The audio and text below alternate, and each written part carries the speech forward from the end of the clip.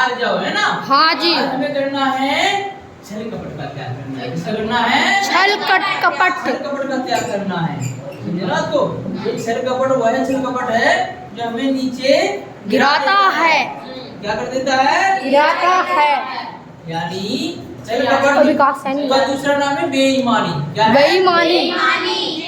कई बार क्या होता है, लोग बेईमानी करके अपने खुद का क्या कर लेते हैं? बेइज्जती कर लेते हैं और नुकसान भी कर लेते हैं। वो कैसे करते हैं? जो मैं आपको एक बात बताता हूँ। एक दुकान पे एक ब्रेड वाला आता था। कौन आता था? ब्रेड वाला। ब्रेड वाला। वो ब्रेड दे करके जाता था और दही लेकर के जाता था। ब्रेड दे करके जाता था और दही लेकर के मतलब ब्रेड दे करके जाता था और दही लेकर के जाता था। पता क्या हुआ? एक दिन क्या हुआ कि उसने दही को तोड़ा तो दही कम निकला।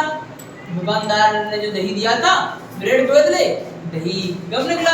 तो उसने राजा के पास शिकायत कर दी। किसके पास शिकायत कर दी? राजा के पास। राजा के पास शिकायत कर दी। फिर राजा के पास जब शिकायत की ना तो पता क्या हुआ? राजा के पास शिकायत करने के बाद उसको बुलाया, ब्रेड वाले को बुलाया, दुकानदार वाले को बुलाया। उन्होंने कहा क्यों दुकानदार साहब, आप ये ब्रेड लाता है 1 किलो और आप दही देते हो कम, ऐसा क्यों करते हो? राजा साहब मुझे ये तो पता नहीं कि मैं कम देता हूँ। मैंने कहा फिर आपका दही जो दिया गया है 1 किलो से कम क्यों निकला?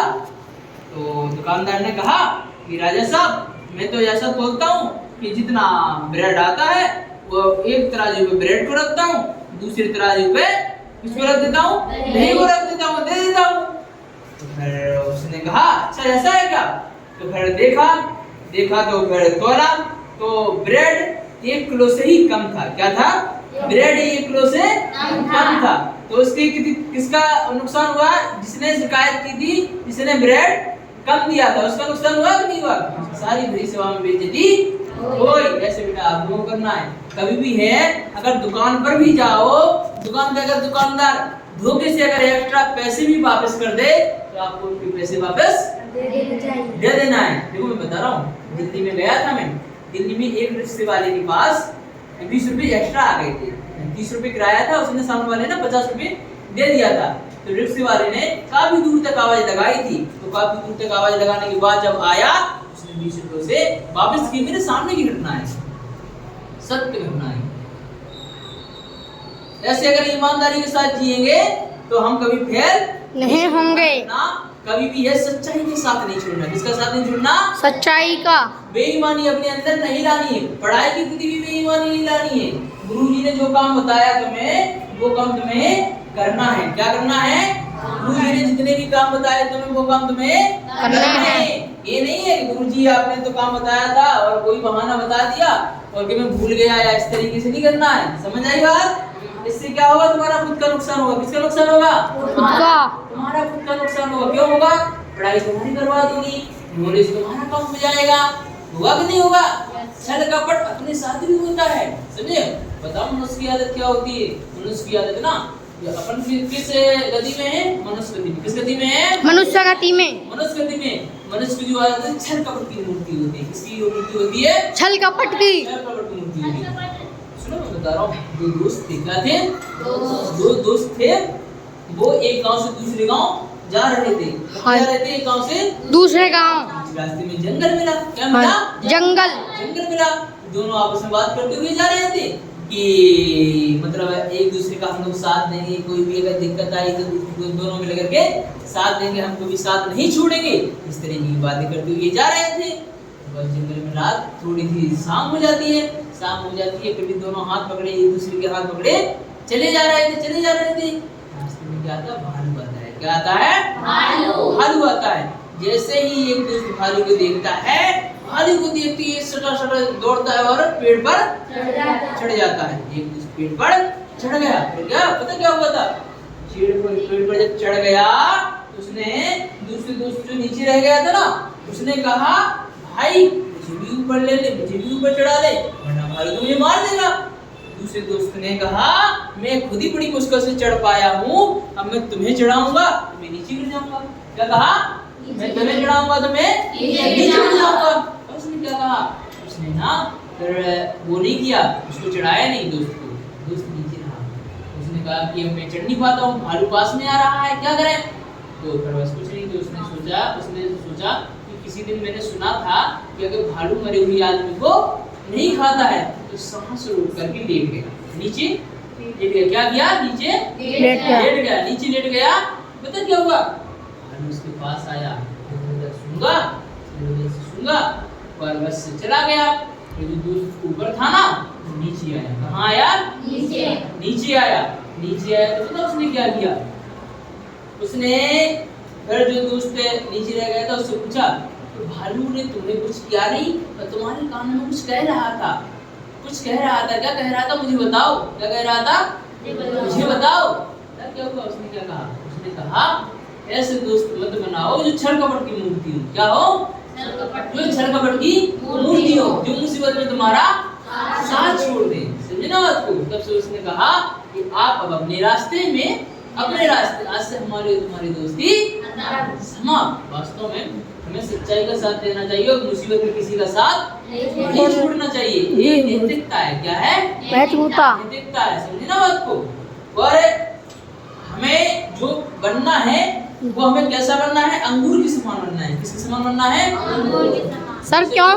वैसे लोग 4 प्रकार के होते हैं। कितने प्रकार के होते हैं? 4 प्रकार के। एक होते हैं अंगूर के समान, जो अंदर से भी सरल और बाहर से भी सरल। जो साधु संत होते हैं ना, जो छोटे छोटे बच्चे होते हैं, ये होते हैं नारियल के समान, जो बाहर से कड़क और अंदर से नरम होते हैं। जैसे गुरुजन आदि जो टीचर स्टाफ है वो भी है ना, माता पिता हुए वो नारियल के समान होते हैं। तीसरे होते हैं बेर के समान, जो बाहर से तो सरल रहते हैं, मीठी मीठी बातें करते हैं, अंदर ही अंदर क्लेश भरा रहता है। क्या भरा रहता है? क्लेश भरा रहता है। दूसरे के प्रति नफरतें भरी रहती हैं। ऐसा हमें आदमी नहीं बनना है। चौथा व्यक्ति होता है वो सुपारी के समान होता है, हमेशा अत्याचार करता रहता है, कभी इधर कभी उधर, कभी इसको मारा कभी उसको पीटा। वो हमें नहीं बनना। किसके समान बनना है? हमें अंगूर के समान बनना है ना। 4 प्रकार के मनुष्य होते हैं, ये तो आपने पढ़ लिया ना। किस किस के समान होते हैं? दोबारा बताओ। अंगूर के समान, नारियल के समान, बेर के समान, सुपारी के समान। होगा ना सर? होगा ना? मैं आपको एक बात बताता हूँ। जो पशु पंछी होते हैं ना वो शायद धोखा ना दें, वो शायद छल कपट ना करें, लेकिन जो मनुष्य होता है ना वो छल कपट करता है स्वभाव में। कुछ जीव जंतु हैं जो चालाक रहते हैं, तो कुछ मनुष्य तो पूरे ही ऐसे हैं जिनके अंदर छल कपट रहता है, ईर्ष्या की भावना रहती है। देखो पता क्या होता है। एक जो वो था, एक जंगल में एक व्यक्ति के पीछे शेर पड़ गया। कौन पड़ गया? शेर पड़ गया, ठीक है ना। तो उसने शेर पड़ गया तो दौड़ते गया, पेड़ पर चढ़ गया। उस पेड़ पे ऑलरेडी एक बंदर बैठा हुआ था। क्या बैठा हुआ था? बंदर बैठा हुआ था। तो बंदर ने और उस व्यक्ति ने कहा कि मतलब ऐसा है कि शेर नीचे है, अगर आप भी नीचे जाते हो मैं भी नीचे जाता हूँ तो शेर हमें मार देगा। तो और तो ऐसा करते हैं, थोड़ी देर मैं सो जाता हूँ। बंदर ने कहा कि थोड़ी देर मैं सो जाता हूँ तो आप रखवाली करना, और अगर आप सोओगे तो मैं रखवाली कर लूँगा। तो बस बंदर सो गया। तो बस बंदर सो गया तो शेर ने पता क्या कहा? देख मैं तुम्हें नहीं खाऊंगा। आदमी से कहा मैं तुम्हें नहीं खाऊंगा, तुम बंदर को गिरा दो, बंदर को मैं खा के चला जाऊंगा, मेरी जो भूख है वो मिट जाएगी। व्यक्ति ने पता क्या? बंदर को गिराने के लिए जैसे ही हाथ बढ़ाया बंदर जाग गया। बंदर को गिरा नहीं पाया, लेकिन उसने कहा चलो कोई बात नहीं, है ना। मेरा उस मनुष्य से कहा कि अब आप सो जाइए, अब मैं जाग गया हूँ, मैं रखवाली करूंगा। तो मनुष्य सोया नहीं। तो पता बंदर ने क्या कहा? जवाब दिया, मैं जानवर हूँ, मैं इंसान नहीं हूँ। धोखेबाजी छल कपट इंसानों के अंदर है, हमारे अंदर नहीं है। मैं आपको नहीं गिराऊंगा, आप सो जाए। तो हमें विचार करना है कहीं मेरे अंदर बेईमानी तो नहीं है। आप लोग भी अपने अंदर विचार करना कि हमारे अंदर बेईमानी तो नहीं है, गुरुओं के प्रति, माता पिता के प्रति, या फिर पढ़ाई के प्रति, या फिर कोई दुकानदार के प्रति जो ऐसा हो कि मतलब उसे बेवकूफ बना दिया हो, सर जी 4 की जगह 5 इंसान पता हुआ सर जी, मैं बेईमानी करूँ सर जी। हाँ बेटा, है ना। तो हमें बेईमानी नहीं करनी हाँ है, जी। छल कपट नहीं करना है, ठीक है ना। ये हमें आज ये धर्म सिखाने के लिए आया है, समझना मेरी बात को। और तुम्हें आगे समझना है कि छल कपट करना बुरी बात है। तो आज हमें किस चीज़ का त्याग करना है? छल कपट का त्याग करना है। किसका त्याग करना है? ईमानदारी के साथ जीना है। किसके साथ जीना है? ईमानदारी के साथ। और हमें ईमानदारी से पढ़ाई आगे हमें बहुत सुंदर, है ना, बहुत बढ़िया, है ना। धन्यवाद।